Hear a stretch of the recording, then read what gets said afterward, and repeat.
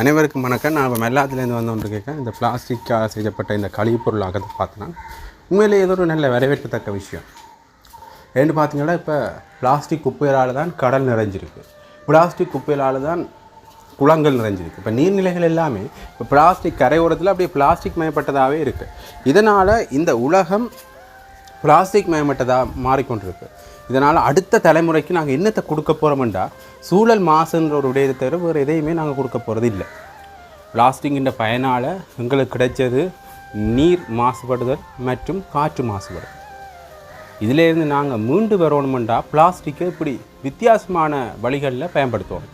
ஒன்று ரீசைக்கிள் பண்ணலாம், அல்லது பிளாஸ்டிக்கை இப்படி ரீப்ரொடக்டிவாக பயன்படுத்தலாம். அதாவது மீண்டும் ஒரு உற்பத்தியாக கொண்டு செய்கிறது, அல்லது மீண்டும் அதை பிளாஸ்டிக்காகவே உருவாக்கி விடுறது, மீண்டும் அதை பிளாஸ்டிக்காக உருவாக்குறது, அல்லது இப்படியான கழிவுப் பொருளாக்கங்களை செய்கிறது. உண்மையிலேயே ரீசைக்கிளிங்கை விட இந்த ரீப்ரொடக்டிவ் சிஸ்டம் அதாவது இந்த ரீப்ரொடக்டிவாக இதை பாவிக்கிறது நல்லா இருக்குது.